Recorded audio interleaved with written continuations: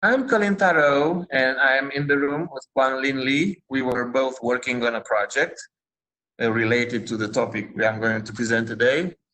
Uh, I am a principal engineer at Advanced Coding Technologies and in charge with managing and providing solutions for several projects, thermal oriented, and my colleague Lin Lee is mainly a project engineer, and he was close to the details of he's all the time close to the details of any type of work we do.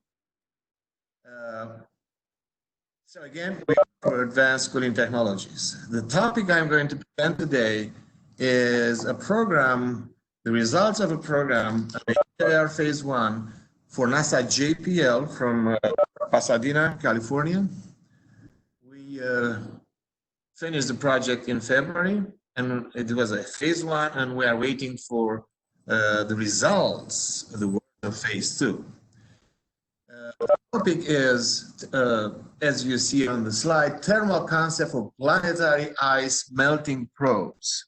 This is an in vogue topic within NASA, and the reason result from the background of this presentation. So first, I'm having an outline. I'll present details about the background, motivation, objectives, why we do this work, and after that, a very brief overview of the design of the probe, so you have a better understanding later when we go through details of the probe, melting probe, because this is about today. Features, and most of them are thermal features, so how they do the job, each role, and the way they help the mission. In the end, we'll present a reduced scale proof of concept development where 3D printing is reasonably involved, and some conclusions in the end, takeaway ideas. So going to the next slide, announcing background. So this is interesting now. This is, the Europa is the second moon of Jupiter. And it's, to our knowledge, it is within our knowledge for more than 400 years now, discovered by Galileo Galilei. The size of this moon is just slightly smaller than our moon. And the same gravity, it's almost 1/6, almost. It's slightly less than moon's gravity, but not too much. What is attractive about this moon? And not only about this moon, there are some other moons, also Jupiter, but also Saturn moons. But this is the most attractive. Why? This moon has a crust of ice. So I'm going to the next slide. A crust of ice, thickness is around between several kilometers all the way to 50 kilometers. Previous data were showing almost 100 kilometers of ice. The ice is a good shield against radiation. It's a very high radiation environment around Jupiter and Saturn. Ice, it's a good thing against this radiation.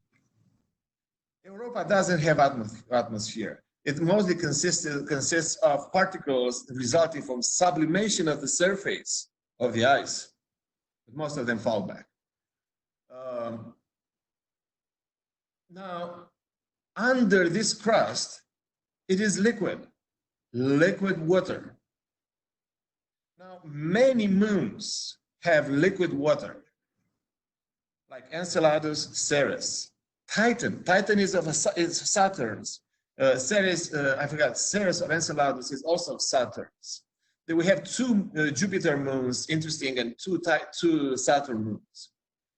Now, Titan has the same crust of ice. Of course, at the surface, it has a lot of methane, circuitry of methane, like water circuitries in Earth's atmosphere and surface of the ground. methane is also the surface, but after that it's ice, and below ice it's again water, both on Titan, on Europa, and Enceladus and Ceres. At the bottom of that layer of approximately 100 kilometers on either moon, either planet, at the bottom it has ice again. However, Europa is silica, rocky environment. The combination of liquid water, silica, and radiation shield creates the highest hope for finding some sort of microbial life or traces of life. They are expecting to find traces of life even during penetration through the ice layer, because they were geysers, they were of vapor at the surface. They were observed by I forgot was the Clipper.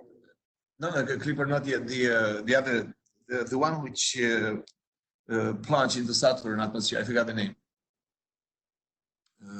It was a recent orbiter which provided the majority of the information about Europa. So that's why Europa, the context, liquid water, radiation shielding, and silica is promising. The pressures are huge, around 50 megapascal and even more.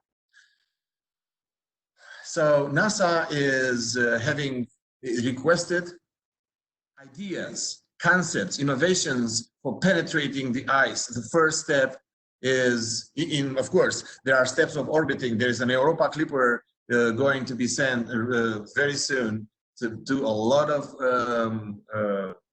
mapping of potential landing sites, and other information about the surface, which is very difficult, by the way.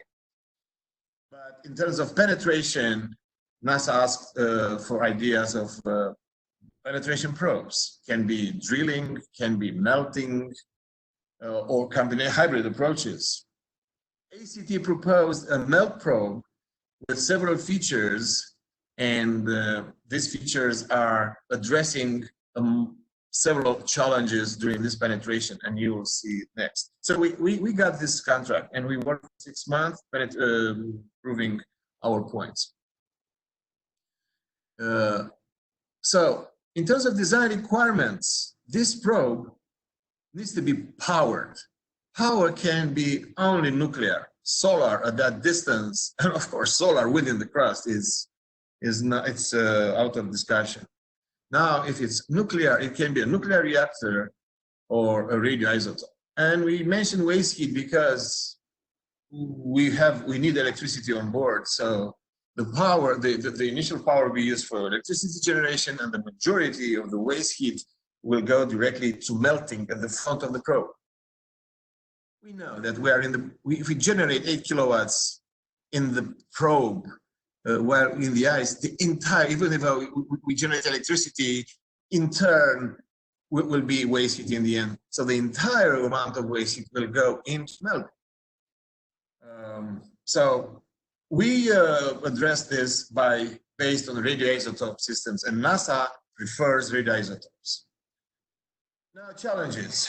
Surface temperature 50 Kelvin. So these are cryogenic temperatures, and ice sublimates there. Sublimation makes the surface of Europa very rough. There are stalactites, stalagmites pointing out from the surface upwards, finding a flat surface is very challenging. Those stalactites can be 4 meters tall, according to images, captured images. And they are very, very close to each other. And again, finding a decent site for penetration initiation is a challenge. Europa Clipper will hopefully bring some enlightening information about this. After that, after the surface, from 50K, ice becomes warmer and warmer all the way to the liquid. So the subcooling decreases. In terms of penetration time, it is probably basics to emphasize that the higher the power, the shorter the time. The smaller the cross-section area, in other words, the thinner the probe is, the footprint, the faster the penetration is. Also, another challenge is focusing this heat into the melting end for forward melting. It's another challenge. Estimated times for penetration for, let's say, 20 to 40 kilometers of ice are around 1.5 to 3 years. It depends on other events, of many, many unknowns, which we try to address, to imagine, but they're pure speculations within a certain extent. It's a lot of imagination involved. Next slide will show some environmental conditions in Europa. You can see gravity, the radius, which I presented, data about the ice shell thickness, in other words, where the mission of the probe ends. The ocean after that, the layer, as I mentioned, around 100 kilometers, and temperatures.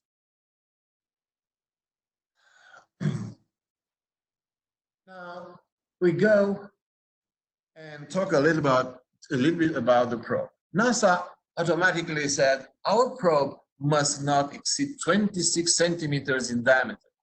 And we start our design and addressing our features, which will be emphasized in the next slide.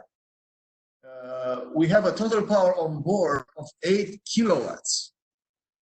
8 kilowatts delivered by 32 general purpose heat sources. I assume that not too many people are familiar with general purpose heat sources. A general purpose heat sources is a standard energy break based on plutonium. The radioisotope decay is the best radioisotope in existence, and it's a lot of scarcity in the US for producing this. The Department of Defense initiated a new production era, I would say, around 6-7 years ago, and the rate of production currently increased to like 4 to 5 per year. It started with 1 or 2 per year, but it is going to be probably accelerated. This is just my opinion, because this probe, by the year 2029, when a launch is anticipated, because they want to start on 2032, the actual melting, they need to be ready 32 GPHS modules, not mentioning that many other missions need them. So the production probably would adjust to the needs soon, hopefully. Now, another challenge within the environment, this probe needs to withstand significant pressures. Okay, at the beginning of penetration, pressure is subambient, our ambient is very low. It's sublimating the ice, but as we start melting and going into the ice, it is expected that by liquid water, the pressure to increase to 500 atmospheres of like approximately 50 megapascals. So the probe needs to withhold these pressures. These pressures present a challenge from other points of view as well. For example, from steering the probe within the ice. Our intention through our features that we propose is also to provide steering, to avoid obstacles or to release the probe when refreezes. The probe can be significantly long to accommodate such a small diameter and so many instruments and energy on board. So the probe must be long. If we melt with the front, then at that subcooling, refreezing of the tail is very probable. So we address that. The 5-feature advanced cooling technologies proposed as integrated, consisting this probe, are shown on this slide. First, it's a pump 2-phase loop, which is placed internally and will collect heat from the converters, which are thermoelectrics. So general purpose heat sources would be wrapped into thermoelectric modules, flat modules, they will all see the bricks, the hot bricks. They can reach hundreds of degrees C temperatures. The heat goes from the general purpose heat sources only into thermoelectrics. And the thermoelectric will produce electricity, while the cold end of each thermoelectric is cooled by this loop, collecting waste heat. Why two-phase, pump two-phase? Because many advantages. Light, its low power consumption is very important. Pumping power is very low because we pump liquid, but the heat is really transported by latent heat, which involves a low flow rate in the end and low pressure drop. Main advantages. The second feature is the vapor chamber for advanced, for forward melting is placed at the front of the probe. I'll show a picture, a schematic is coming. This is just to make you familiar. Variable conductance walls, it's a feature, a very interesting feature, NASA likes it very much. Connected to that vapor chamber that obviously contains vapor, there are annular walls all the way along the probe, vertical. The probe is 4 meters long. The walls, the annular walls will be 4 meters long. So imagine you have a probe which has a cover around an annular space where vapor can also be, but it's suppressed by non-condensable gas during normal operation. During problems like encountering obstacles or refreezing, the probe stops, thermal resistance increases. In the vapor chamber, vapor temperature increases.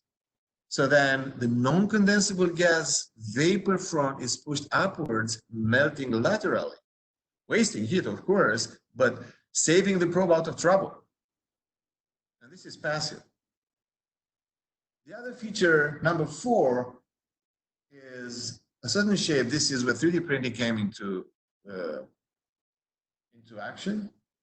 The actual front, the vapor chamber shell is elongated and is going to be in phase 2. If we get it, it's going to be a very intense design and analysis work. And the number 5 feature is the high pressure liquid displacement outlets for lateral motion.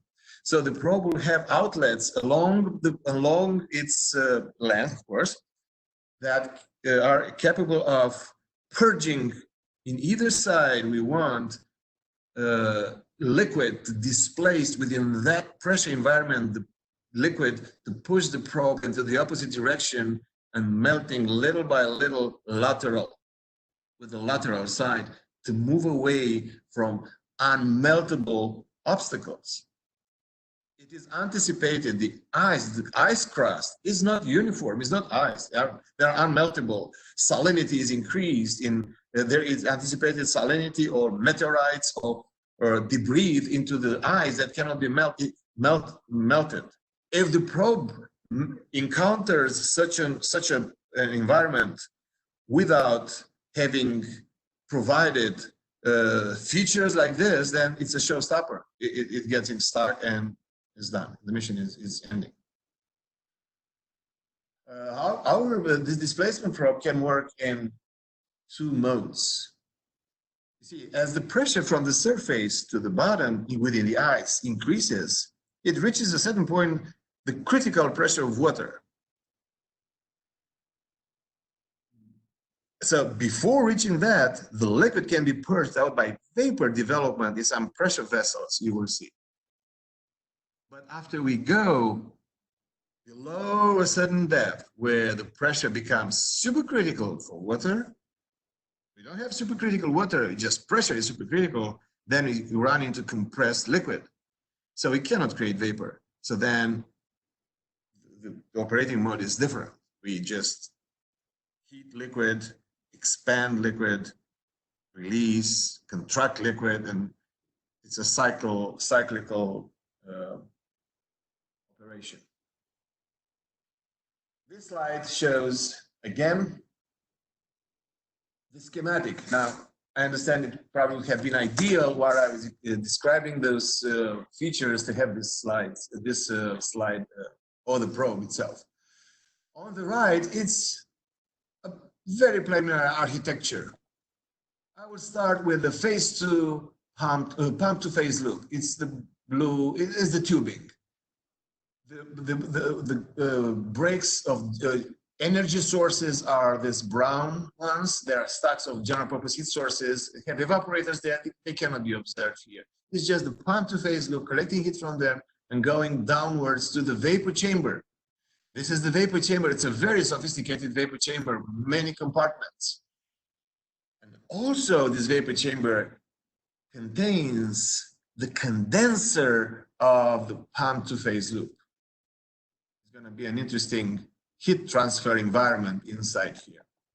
Now we also can see the pressure vessels, which are responsible for those liquid displacement operations. And also very not very well visible is the annular walls here. They're hollow, so they contain vapor from the vapor chamber, and depends of the mode of operation, and non-condensable gas, which has the reservoir here. But if normal operation is happening, then the front is right here. If the probe encounters problems, then the vapor increases in temperature because the heat is not taken at the same rate. So then the front is pushed up and releases the probe, melting laterally. For either releasing the probe from a refreezing condition or allowing the probe to melt laterally. And this is the more schematic concept here. Again, this is the probe, the vapor chamber. This is the liquid film in front, outside the probe, the condenser of the pump to phase loop, circuitry, and this is a module, a GPHS module stack with evaporators sandwiching the thermoelectrics. And the vapor chamber, you can see, is extending upwards with annular space. Green is non-condensable gas, yellowish is vapor. And this is a yellow front. Again, during trouble times, temperature increase will cause this front to move upwards and heat up the probe, because vapor is going to have access everywhere as needed, all the way to the top.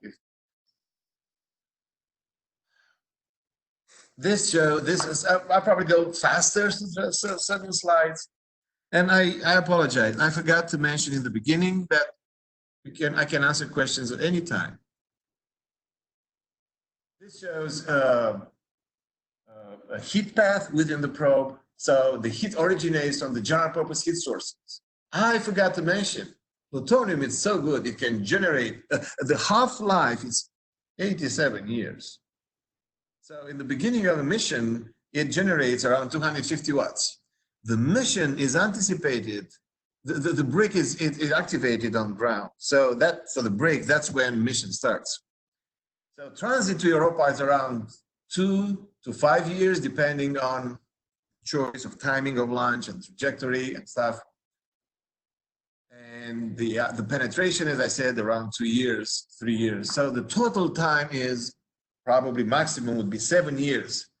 For plutonium, 7 years, this is still beginning of the mission. So we can count to 250 watts, almost constant heat release from these bricks. After that, the heat goes through thermoelectrics, electricity, and to the right, waste heat goes into the evaporator of the pump to phase loop, which through vapor flow transfers the heat to the condenser inside the vapor chamber. We have heat transfer from the condenser into the vapor chamber, vapor. There will be 2 vapors in the vapor chamber, separated, of course. One vapor is from pump to phase loop. The other vapor is the actual vapor from the vapor chamber. That ultimately would condense on the shell to release the latent heat for melting, to go into the surroundings. There is a parallel path, the annular walls. So in case of trouble, heat will go both ways, here and to the left. I mean, figuratively speaking, to the left. It's going to go upwards through the variable conductance walls, and also ultimately into the surrounding ice on the side, on lateral. Any questions so far? All right. Now I go to into the first feature of pump to phase loop. It will always offer the lowest thermal resistance. The alternative of this would be a single phase. like a water loop of no vapor, the simplest. For example, Mars rovers have single phase loops, but it's a very different context. It's simpler. The heritage of palm to phase loop in space is very low. I believe the technology readiness level is not 9. There is no such loop flow by now. So as I said in the beginning, low pumping power, isothermality because it's vapor, and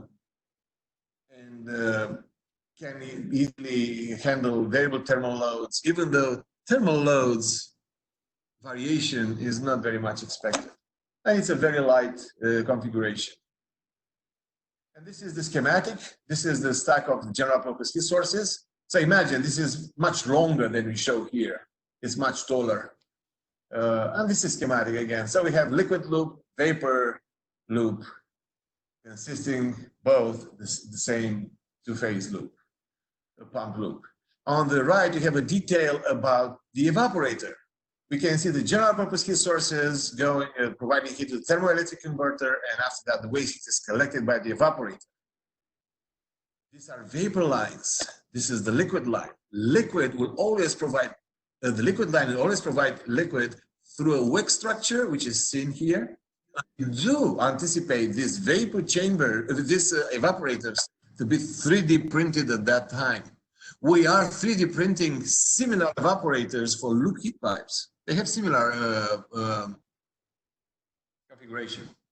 And we are developing 3D printing recipes for wick structures to meet certain design parameters for the wick.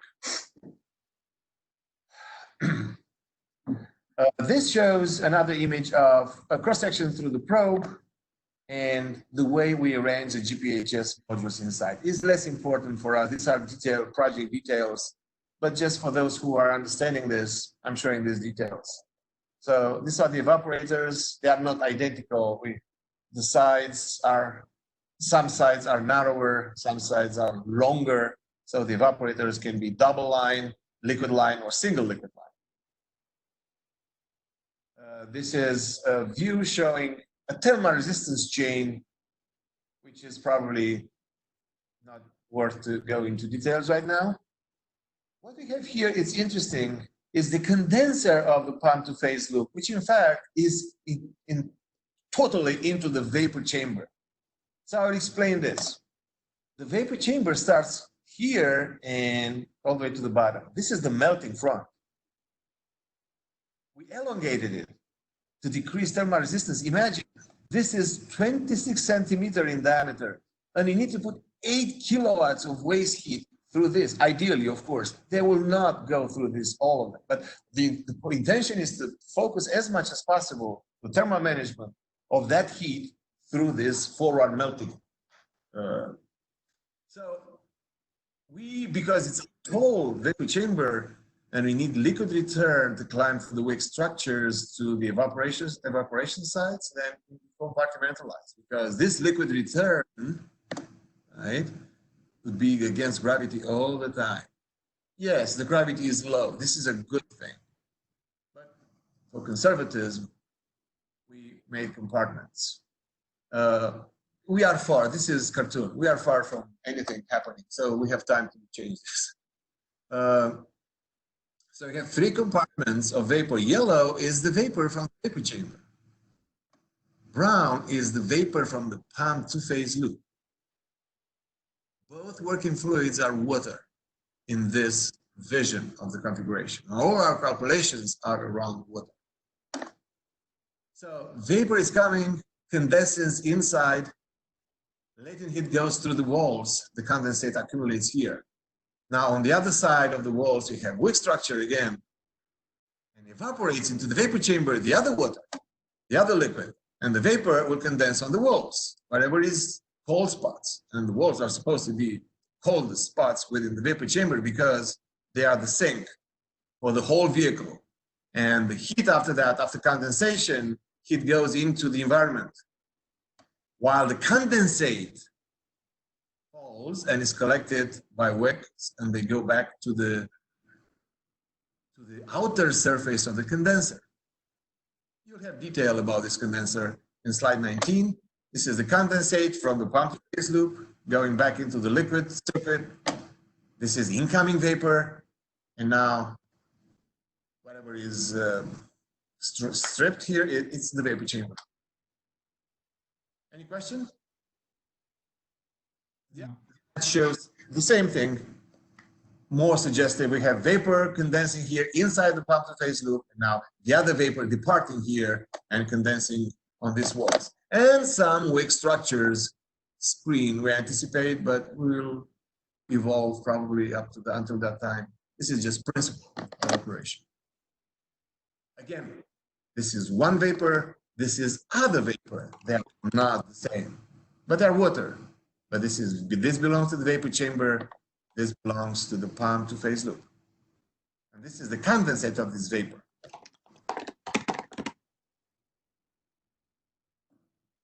Next slide shows thermal resistance. As I said, I described this. I will pass to the next slide. I'm checking time right now. We are pretty much... we still have time. Mr. Tarau, if you don't mind. I don't. Yes. Does the difference in gravity affect the way these flow through these chambers at all? The difference is, so the necessary gravity to drive the liquid down, it's enough what is there. Now, it may not be the flow rate into the ground, onto Earth environment, but we design the liquid path according to that gravity. So it wouldn't impact. Yeah, it influences our design. That's the answer. I see. You changed the design to fit the gravity there. Yes. I see. So, but there is a good side of this when liquid needs to go up. Like, for example, from the bottom, I need the, okay. I don't have it right now. Okay, now I have it. So I have condensate here, but this needs to reach this section for a new evaporation, right? So condensate goes into this. It needs to against gravity. The fact that the gravity is low, it's a good thing. And in the wick structure to climb good water, it's an easier task. A good side and another not as good side. Now, in slide 23, we have a 3D printed vapor chamber shell. This is how we anticipated. This is not yet 3D printed, but we envision 3D printing. We have a similar one you'll see later for the lab scale device built for concept demonstration. You'll see it. So thin structures for area enhancement. Area enhancement, it's a must. Again, 8 kilowatts to this surface. Again, this is 26 centimeter only. And you can realize that the surface is not, the heat flux, can be, if we don't enhance the area. So I go to the next slide. We have a summary of delta T's, and through a lot of struggle, Calin during the program designed all these features, optimize this feature sufficiently good to obtain a total delta T from the thermoelectric cold air into the melted ice, the liquid film of 61 degrees. It's a good delta T considering how much power creates it for what kind of surface. And other heat transport features inside the probe. I go to the next slide where you go into the variable conductance walls. Again, the variable conductance walls are having a very important role. NASA likes this feature in a special way because you'll see also in the movie, this variable conductance walls can, they help in focusing the heat on the front when no problems occur and passively allow the release of the probe when problems occur, like again, the freezing of the tail in upper areas where everything becomes cold. The subcooling of the ice environment is so strong, aggressive, and freezes back everything. So the probe gets stuck. Even if we have a conical shape, which we anticipate, it can get stuck. So then if it gets stuck, again, the front moves upwards passively and melts it back. As soon as the probe is released, the front comes back. You will see this in our experiment. This shows modeling and shows how, well, this is normal operation. This shows in an intermediate state during the trouble, like stuck or obstacle, and this is full scale, a full length of lateral heating and melting. The temperature needed for vapor, the temperature change in vapor needed for this to happen. For example, we are here at 40 degrees, and for only 8 degrees, 8.8 degrees, the front can be here in a probe of 3 meters long. This is wrong here. I know this is calculations are for a 3 meter long probe. Liquid displacement. This is another very valid feature. This creates the possibility of releasing the probe, of a lateral motion, of steering the probe. So the probe goes into the ice, meets an obstacle. How do we go around? Thank you so much. By lateral, initially call them jets, but they are not actually jets. Imagine you have a 500 atmosphere environment. Imagining a jet into that environment is not actually very appropriate. We just push water in small amounts into one direction to create a motion into the opposite direction. And obviously, always during trouble times, the probe is hot because the front goes up, as I showed previously. So then the probe melts the opposite wall with the lateral side and moves slowly in a lateral direction until on vertical direction finds a meltable environment again. So I'll go directly to our concepts of liquid displacement generation is by thermal cycling or electromechanical. The second one, we envision intense development in the phase 2. For the first one, for the thermal cycling, we did some calculations in phase 1. And I'm going to show directly next, and I don't have a, I'm looking for my prompter. Okay, we'll keep it in, all right. So we have here an envisioned pressure vessel. Of course, it's going to change tremendously. So this pressure vessel is placed somewhere between stocks of general purpose heat sources, and it contains saturated liquid, saturated water, in other words, vapor and liquid. I don't show the fluid. So if we are in a subcritical environment in terms of pressure, in other words, if we haven't reached the critical depth of 18-something kilometers, where the environmental pressure is supercritical for water. So if we are in the first portion of our descent, then we can use vapor pushing out liquid. And it cool and heat this chamber and accept liquid cyclically. We have strategies for this. We can, I'm not going to go into detail because there is no time. We can heat by heaters and cool by the pump to phase loop. So the entire temperature of the pressure vessel is elevated. Now, electric heating is limited, is whatever thermoelectrics can provide on board. It is anticipated around 700 watts from the total of 8 kilowatts because the thermoelectric efficiency is anticipated to grow around 8 to 9% from 5 to 6, which is to this day. Now, 700 watts is not a lot to heat this. We found that the most driving parameter in terms of lateral speeding is the heating power. It's not the pressure vessel size, it's not the pressure vessel stiffness, it's only the power. The pressure vessel could impact frequency of doing the cycling, but not the actual advancement speed. Now, another way of cooling and heating, I'm sorry, it was shown here.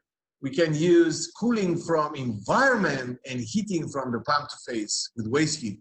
This could provide a higher speed. So the lower the temperature is getting lower, the maximum temperature is the cold end of the thermoelectrics, and the minimum temperature is the environment, almost 0 degrees C. I go back. This shows electric heating and cooling with the pump to phase loop, which for previous concept was the heater. They're all together.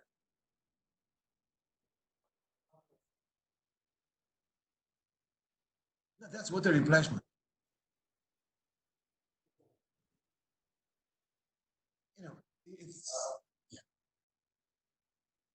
This is a pressure vessel example. We did some calculations, and this is feasible at 500 atmospheres inside the pressure. So this must handle 500 atmospheres. Of course, inside the probe, we will have much lower pressure. So the delta pressure across the walls is going to be around 500 atmospheres. And the pressure vessel for, I forgot the thickness of around 3 to 4 millimeters of titanium. Now this plot shows the lateral speed potential for heating with the pump to phase, with the electric heating, I'm sorry, and you can see an order of 1 millimeter per hour.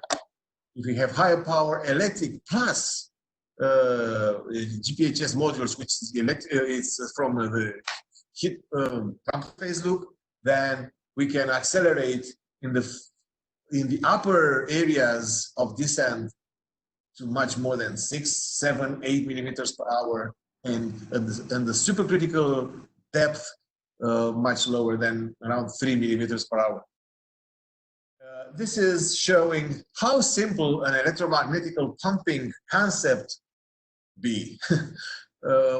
So the pump, yes, we'll see 500 atmosphere pressure on both sides. The delta P, however, doesn't have to be too high to transfer liquid from one side and push against the other wall. The force doesn't have to be huge. It is needed just to move the probe on the other side and to have the lateral wall the proximity of the lateral wall to the ice interface to be small, high, I'm sorry, so to melt. I go to the next slide. It's a summary of this. We have thermal cycling and electromechanical pumping. And variable conductance wall feature will assist the liquid displacement feature entirely. We need liquid in lateral side for the displacement to work. That's what variable conductance wall creates. Now, lab scale melting probe. So in phase 1, with that kind of funding and time, we did a probe. We made a probe, which is this. We have the annular space. We have a vapor chamber. Our heating, we don't have a pump to phase, so it's much simplified. Cannot do this in the phase 1. We have a heater. This is 3D printed, and the heater and the melting head is also 3D printed. This is the vapor chamber, and this is the spring structure that returns the condensate from condensing surface all the way to the heating surface. So vapor goes from here to here, liquid goes through spring back to here. And these are heaters. Again, this head is 3D printed, and this head is 3D printed. So we have the parts here, assembled. This is the probe. And these are orifices for that displacement we wanted to simulate. We did not run this into phase 1. We realized it's not possible because we don't have enough pressure into our environment. So if you press liquid out of these nozzles, it would burst to the surface rather than pushing the probe on the lateral side. So we didn't, and the technical monitor was fine with this. He agreed from the beginning that this is not a phase 1 demonstration, it's not possible. On the right, we have the test setup. The probe is equipped with thermocouples, And it wasn't independent. We need power, electrical power, and cables for sensors. So the probe wasn't independent. It was hanging from this bundle of two tubes for those nozzles and power again and thermocouples. This is the ice environment we created. We have ice and the heat guarding. It was very simple and straightforward to maintain, once frozen, to maintain the ice with heat guarding with liquid nitrogen. We could create almost any sub cooling we want, but not pressure. Again, this is the ice, the environment, and this is the area where the probe was going to start melting. And you see the probe here on the right. This is a support. We didn't have it for the whole testing, but it's a guide. Now, we have a sensor for penetration depth. We have a crane that maintains the probe initially and guides the probe. Here we have a screen that shows the results, temperature profiles in real time. And we filmed everything.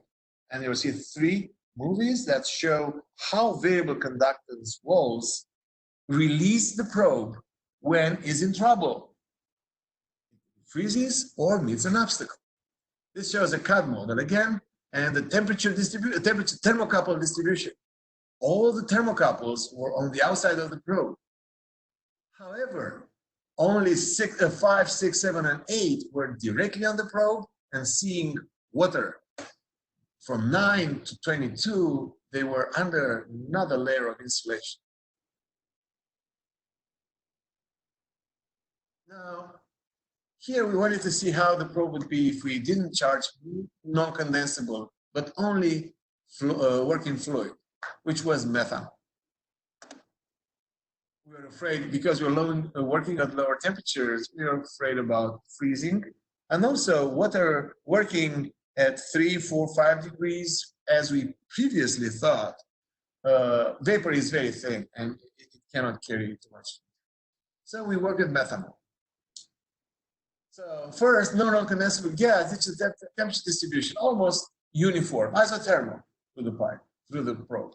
Again, this is upper side, this is lower side. Now, we charge with helium in addition to water. So then we created the front of interface. So here we have mostly helium in the annular space and in this reservoir. And here we have vapor in the vapor chamber and the front somewhere in this area. You see.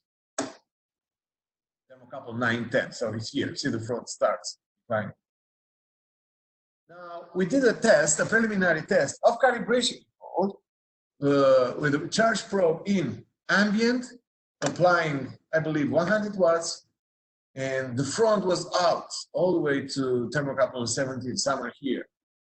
This is the area of the front. So we've never been able to push the front all the way down here.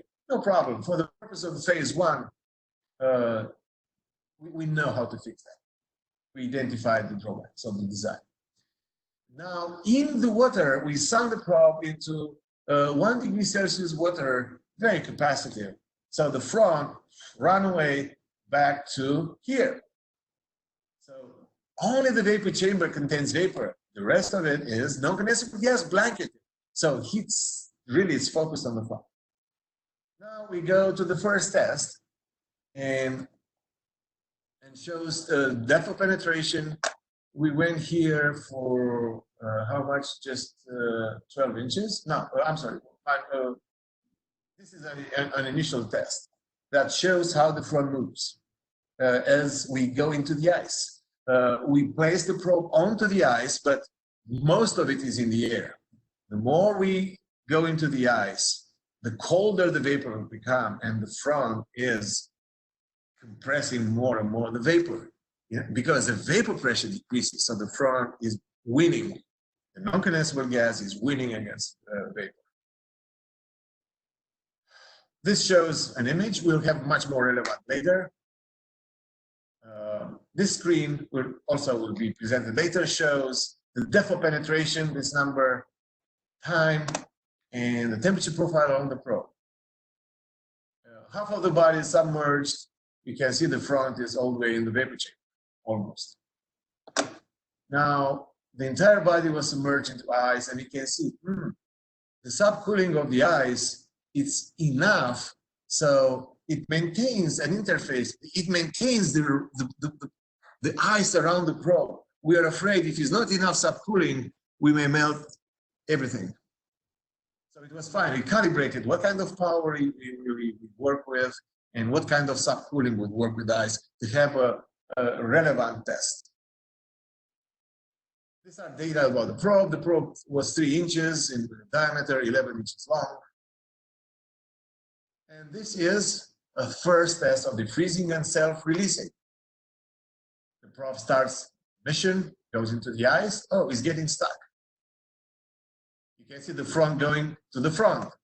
When it's getting stuck, the front goes out again. In other out meaning upwards to release the probe. Oh, the front releases the probe. You can see the probe is released. We start again descending. The front goes back. Oh, it's stuck again. The front goes up again to melt, to release the probe, and so on and so forth. This cycling was wonderfully happening. These are temperature profiles. I'm not going to insist on this. And now we have a first movie for the ice penetration test. You can follow the front here. You see it's stuck, the front goes out. Release, the front goes in. Out, in, out, in. How wonderful this was for us. Now, this was an obstacle, and it got stuck here. The copper tube. Okay, so a takeaway from this little movie was the front motion. It's going to be in all the other movies. And we had a random obstacle, the copper, and also we had refreezing because we visually observing, oh, the pipe it's stuck here, and we could see the ice at the tail upwards. Now this, I'll go to the next. Okay. Now a third ice penetration, when you have, it's the last one. When you have an obstacle in the end, the same cycle. We go into the ice, the probe is at the surface, goes deep, everything is smooth, no refreezing because most of the probe is outside. As soon as the probe starts being entirely into the ice, we start having problems. Refreezing, stuck, and again, the same cycles. Front out, from back in, out, back in. Until the end when we placed on purpose an obstacle within the ice at a depth of almost 11 inches. So as the probe as equal to the probe length. And that's when the experiment stops. You can see because of that impact, that obstacle, the front went all the way out, the most. And you'll see details in this slide. It shows 3 fundamental steady states. The blue one is normal operation. The probe melts fine. The brown one is when the tail refreezes. So the front goes out and tries to release it. After release, it goes back to blue. Now when the problem is the obstacle, so this time of exposure to trouble is longer, so the front goes even more out. It is this. The front never went back because it got stuck there. We need lateral motion. Okay. Now is the movie for this.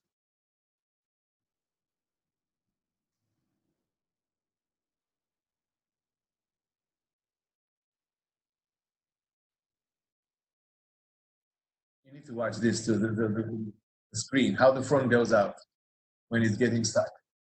It will start soon. Okay, now. Okay, really stuck. The time is accelerated, so it could be slower, probably would be easier to explain. All right.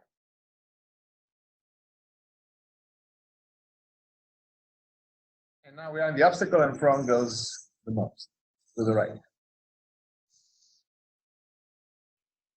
Now I'll go into the next slide, which are conclusions. I'm not going to read the conclusions. We are in the end of this presentation.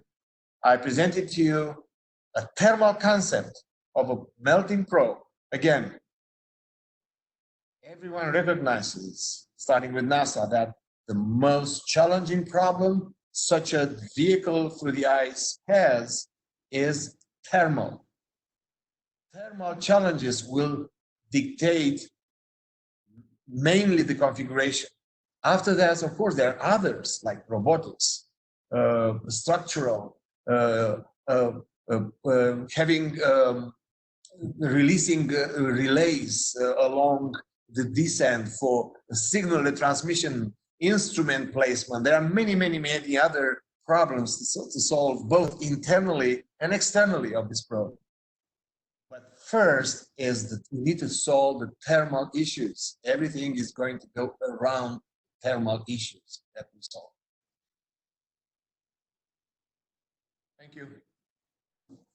Thank you, Calin, for this great presentation. Can you all hear me? Oh, I'm still muted. Yep. Okay, great. Yeah, so I think this is a very good presentation for. I think I probably need to mention the audience a little bit. So we have all the ME seniors, and also we have participants from sophomore and junior mechanical engineering students. Some of them, if they're junior, they're either taking the heat transfer class, and those seniors already finished the heat transfer class. So hopefully that a lot of concepts we have discussed here, they can link to what they learn in the classroom. And also Dr. Klein, the instructor for the MAC research experience class, also brought her class here. So some of the students in her class are also working on some projects that is related to NASA missions. So I think it's a great combination of audience who may find this talk very interesting. So before I let it open for questions, I want to remind the participants that I sent a link for a quick survey for this seminar today. If you can click that link in the chat window, and please fill it out, and that'll help us to understand how we can organize and deliver similar seminars to you in the future. So, so with that, I would like to anybody who has any questions, who like to ask a presenter, you can unmute yourself and you can ask a question. And so maybe I will. So I in this project you mentioned it's only 6 months, right? It's a phase 1 SBR project. So our seniors working on the senior capstone project for around similar 6 months, actually for their project. So, I guess my question is, how can you share your experience? This is very complex and also definitely involves a lot of teamwork. Can you share your experience like from how the team at ACT was able to work together and also tackle this task together? Anything you want to share with the students here who maybe are looking for jobs, who maybe go to graduate school, but do you remember the process of the company? Yeah. 100. So I received a question about the pore size for the evaporator in the vapor chamber, and it was screen mesh 100 wires per inch. Now the pore size would result, I don't have the number on top of my head, but this is the size we used. I have to tell this, from this talk we presented today, the most relevant in terms of relevant to what we do in our project, the PCM vapor chamber, are several elements. One of them is the vapor chamber used and the wick structure, which is screen as well. So we have a screen wicking surfaces. We have heat transfer. Imagine that that condenser from the pump to phase loop is the drawer with PCM from your application. So we have, while in your application, there is screen only on one side, on the vapor chamber side, right? In this application, we can have on both sides. Actually, I take it away. We have condensation on one side, which you don't have because you have PCM on the internal side. But in fact, I wanted to say we have two-phase heat transfer on both sides. We have condensation on one side of one fluid, on evaporation on the other side of the wall of another fluid. That's different from what we have. Another similarity, another relevant aspect would be the 3D printing of the vapor chamber, that wall. So we expect this probe, because the real one, the full-scale one, will be overwhelmingly 3D printed. Because it's going to be a very difficult assembly. There are going to be a lot of hard to make structures in traditional ways. It will definitely involve 3D printing. What we did was, again, that fin structure, the melting head with fins, and the heater, the internal heater, the heat provider to the vapor chamber. Any other questions? You're welcome. Yes, thank you. You're welcome.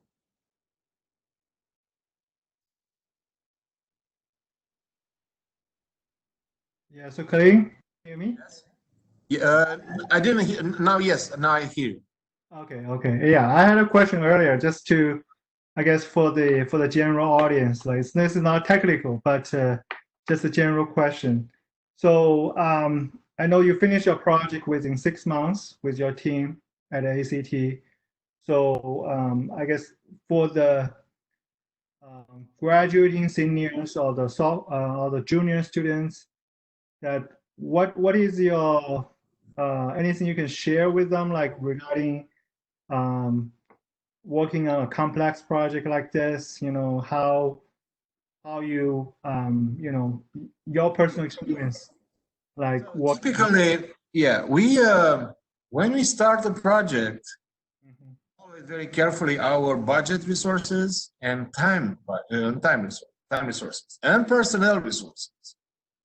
On this program, as you saw, it was mainly Juan Lin as the main engineer on the project. I was involved personally with supervising and brainstorming idea generation and some calculations, mostly on variable conductance walls. But Juan Lin took the most of the work, and a technician. So I would say 1.5 engineers plus 1 technician worked during 6 months on this project. The way we start is first theoretical. We do a full-scale design to show our concept, how we anticipate in real world the concept to work, through analysis, through analogies, through literature search, and after that we come up with a full-scale design. We say in reality the final probe to our knowledge now will look something like that, and we'll solve this problem this way and this way, and we show numbers, calculations. After that, the proof of concept activity starts when we design a reduced scale according to a phase 1 budget and time, which is a reduced scale, and show some of the features. So I'm talking about in general, not only this project. This is how we drive projects in general. We develop in phase ones a proof of concept, a piece of hardware that shows that our thinking makes sense. And we validate models through this, also preliminary, like we did in this program. We modeled the variable conductance heat watts. We saw the front going out. The model predicted a certain amount. It wasn't exactly that amount, it was less, but we know why. We know what we did not identify properly or consider properly in terms of heat fluxes and stuff like that. We showed that, yes, we can melt with this kind of heat flux we generated in our probe because it can match heat fluxes. That's why it was smaller, because power was smaller. So this is how we drive the project. General design, full-scale design and analysis, and reduced scale design and testing for proofs of concept. And this is how we end a phase one with a report where we assess all of these findings, and a phase two proposal. Yeah, thank you. Thank you. I think that's very, very helpful. You gave a student a perspective from a real world engineer that is working on the real life problem to help NASA solve this issue. If you are to hire some young engineers into your company, what are the basic skills you would like to have them to have as a fresh graduate? Yeah, our company has a thermal profile. And mechanical engineering. Mechanical engineering related skills are the most looked for when we hire. Like the mechanical engineer, I'm sorry? Like a mechanical drawing, 3D modeling, those kind of things. Basic knowledge about heat transfer, about mechanics, fluid dynamics, statics, some structural, and this is what we're looking mostly in skills. Attitude and personality. We are looking for committed engineers, passionate about what they are doing. You know, enjoying what you're doing. It's doing everything better. Enjoying what you're doing makes you perform well, and the company likes that, uses this. But also the life of the actual employee, it's better if you go to do what you like, is rewarding.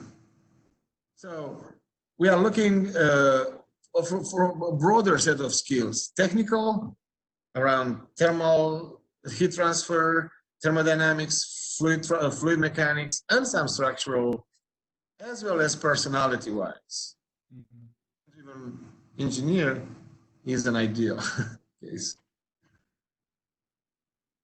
Yeah, great. Thank you. Thank you. Yeah.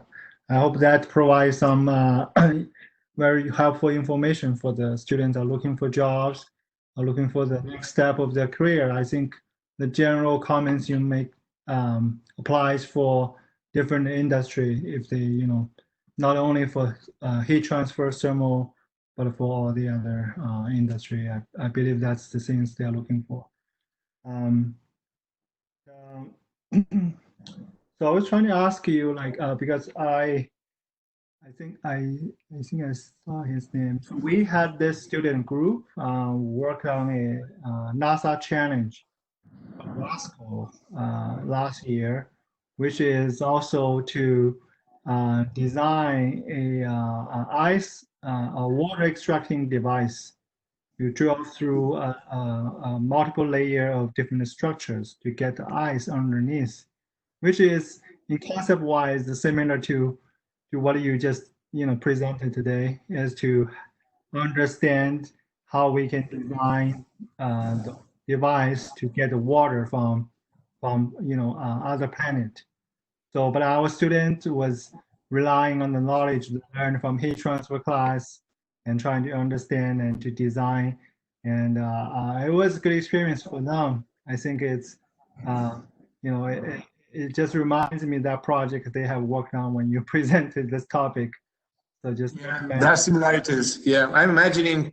Yeah, thinking ice, ice harvesting and water harvesting from lunar surface.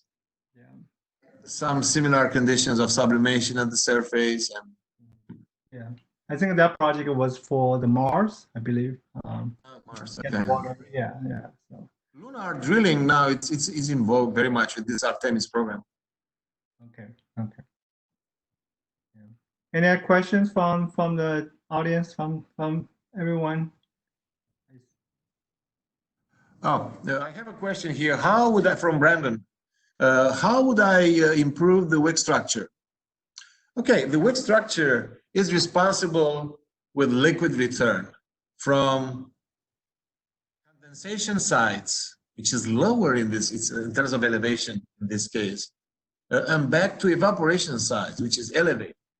So it's a challenge for the wick design because the fluid liquid needs to go against the gravity in most of the cases. So we improve the wick this way or design the wick this way. It's always a relationship between pore size, which is responsible with capillary pumping, right? And the general pore structure and porosity, which in the end will provide the permeability of that is impacting the hydraulic resistance. So it will be the pore radius, which you want to be small to pump as strong as possible, and permeability high that doesn't like small pore radius. High permeability is not very well compatible with the low pore radius.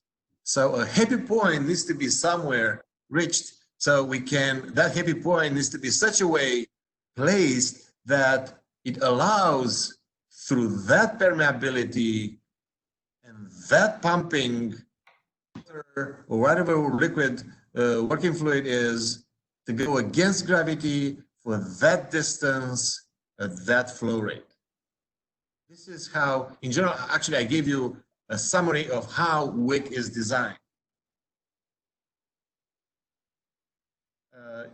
Jamie, is the ultimate goal for doing search for life form, or is the position?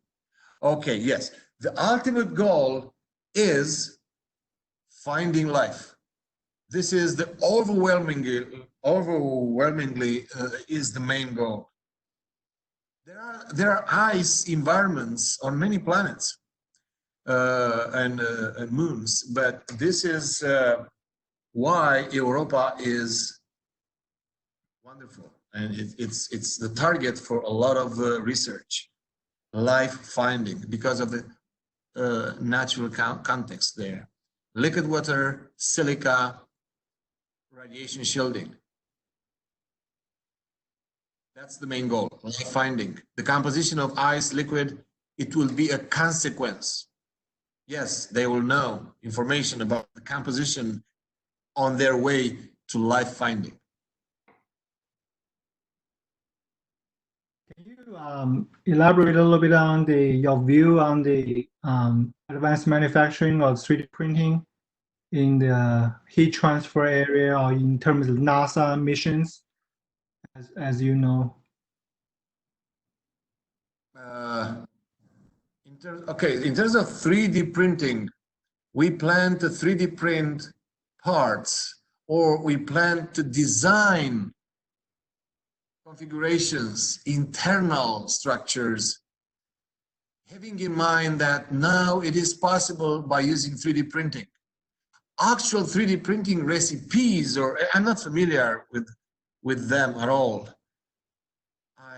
All I know that we have a strategy when we design a structure that you know is going to be 3D printable. It needs to have, we have some constraints there because the powder needs to be able to be subtracted.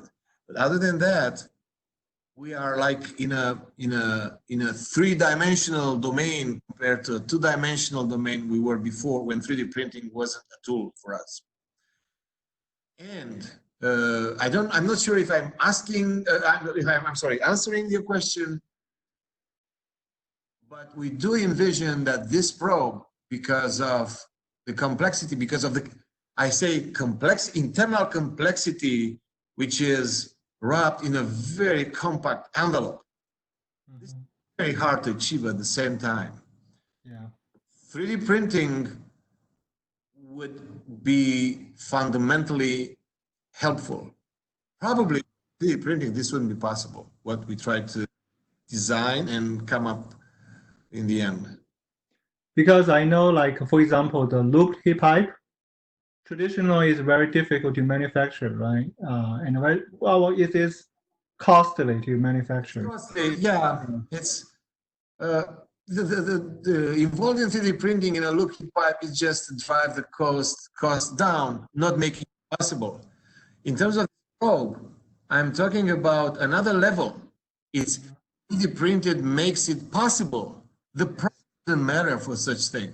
It's the feasibility of structures. Okay. Okay. So it is very important. I think it's in general for heat transfer field to integrate advanced manufacturing into their design that enables those who we can only imagine before. Now we can actually make them. Those very complex structure, right? And we can improve on some existing technique. I think that's where this technique is able to help us down the road for those different applications. Yeah. So yeah. Yeah, it's a game enabler 3D printing for this. It's really it is mandatory. Okay. I saw there are two more questions. Maybe after that. Okay. Yeah.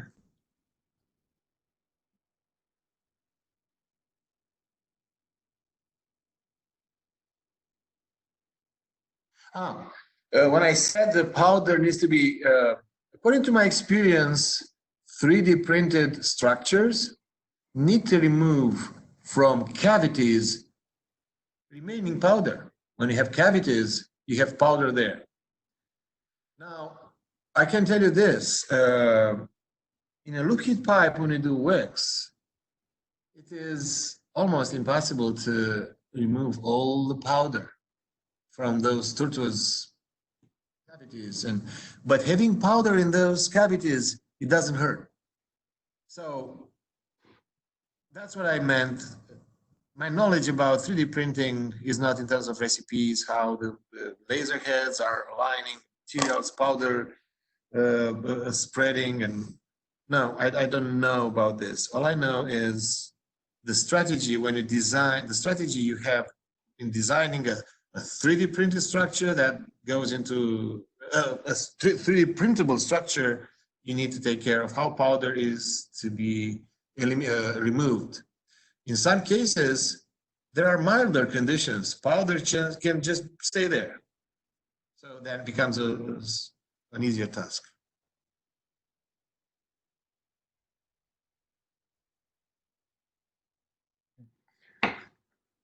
I think there's one more question just from. I tried to answer to Jamie. Now the other question, let me. There's one before him. It says, given this is a long-term mission, how do you take that into account with your testing? Long-term mission. Yes, I started giving a time frame for this mission, not only when it's going to happen, but for how long it will happen. So in terms of the time, for the duration of the mission, first, you need to take care of the power generation on board, how much energy storage you have, even if you have radioactive material. Plutonium solves this entirely. After that, it's the corrosion chemical reactions. We take care of the time duration relevant to chemical reactions by compatibility. We choose fluids to be compatible with envelopes. We already have experience. We know water and Monel, or water and titanium, or water and copper are are not reacting, so they're compatible. So we envision to use water. So all the components that sense water would be from these materials, which include the pump-to-phase loop, all the tubing, the pressure vessels, the shell of the vehicle, the screen, and everything that is wetted by water. Other than that, there will be sensors.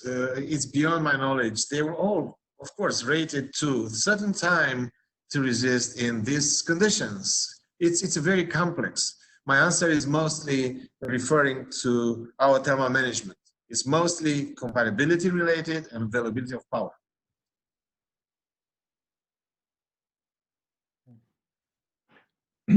Thank you. Any other questions from the audience? If you want to ask, you can just unmute yourself.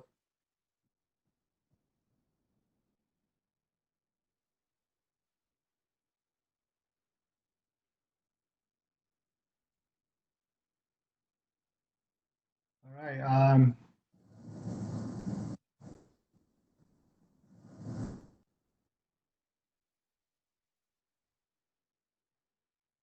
I think that's is that someone trying to ask? Is that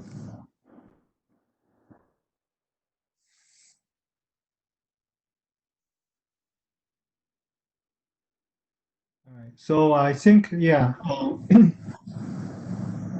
If I may ask you one more question, like, so for this, is someone?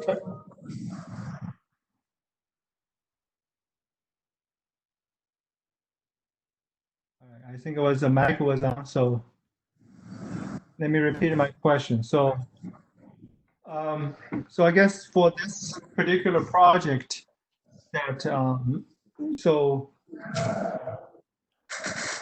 from the initial, the concept, you know, generation to, you design it and then you to actually build and test it. So,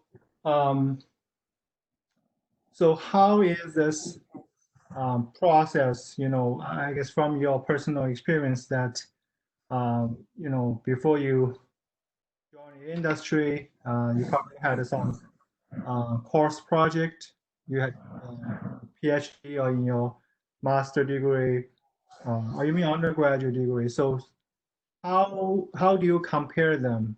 Like working, I guess if you can, if you still remember your experience as in the school compared to your experience in the industry, how do you think that, what's the difference and how that experience you be able to now you in your current position, I guess it's a general question, yeah. Yeah, I can address this question significantly through my personal experience, my personal feelings. So I went through graduate school, like many other like yourself, and you realize in graduate school how many new things you learn and how well you become prepared for learning other things when you go into the industry. The graduate school environment, at least on my side, was something that I was looking to find in industry. And I found at this company, working in research and development, because this is what we do. This is what I'm able to talk mostly about. It's in many ways similar to graduate school because you are generating ideas, you do analysis, you do modeling, you do experiment to validate your analysis, your thinking and models. This is already, each of these projects are like a master thesis or PhD thesis. There are the similar steps you take. And you can very easily find similarities between the two environments. When I found this environment, I was so happy about my realization, and I said, this is where I will spend my life. Of course, there are also differences, not only similarities. In graduate school, as a student, it is always the professor who takes the burden of responsibilities, of a pressure, business-oriented pressure. The student mostly enjoys and does the work. If it's an enjoyment, it's a happy case. Now, when you go to the industry, you become in professor's shoes a lot. You participate in procuring funding. You come up with ideas. You come up with proposals, write proposals to the government or to industry for research, and you receive funds back, and you manage the funds, and you go back to graduate school now, working with those funds, doing the analysis, doing all these tasks you used to do in graduate school. Many times you have deja vus. Oh, this I know I went through these feelings by seeing, oh, how well this experiment validates my mathematical thinking and modeling. So, yeah, I don't know if I'm answering your question, but if you prepare it for research and development, the graduate school would only extend a year. But take the burden of business-oriented pressure, business-related pressure. Then you are into a business place. Then efficiency is counted differently. The hours you are working, the money you make out of your ideas or your projects, funded projects.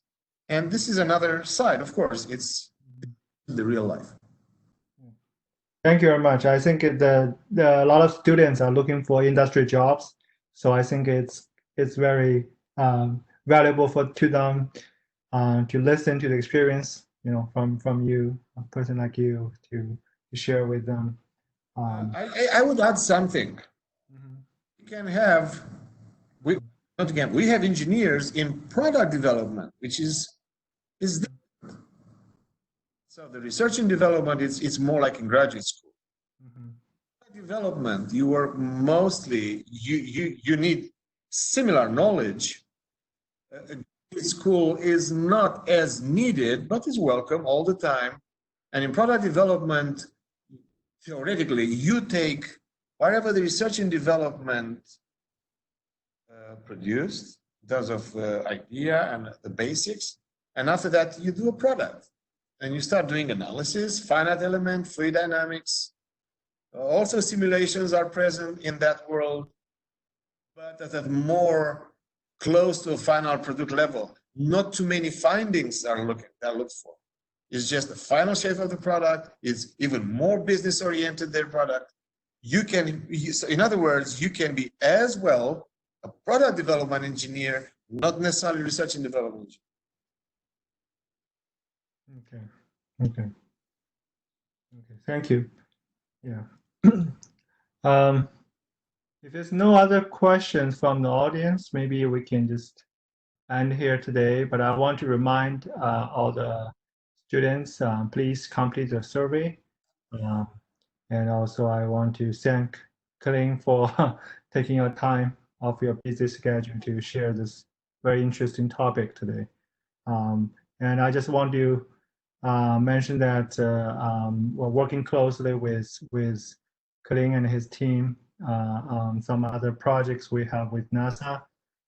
So hopefully we'll have more opportunities to invite you to speak to our students and also to share your knowledge with them. So. It would be a pleasure, and I have many topics. All right, so thank everybody for joining in today. If you So if you are senior students, you can stay for a couple minutes. I can discuss a few things with you. If you not, you feel free to leave the meeting today. And thank everybody, and take care. Thank you. Thank you for your time as well, and look forward to the next meeting. Thank you. Take care. Thank you. You're welcome.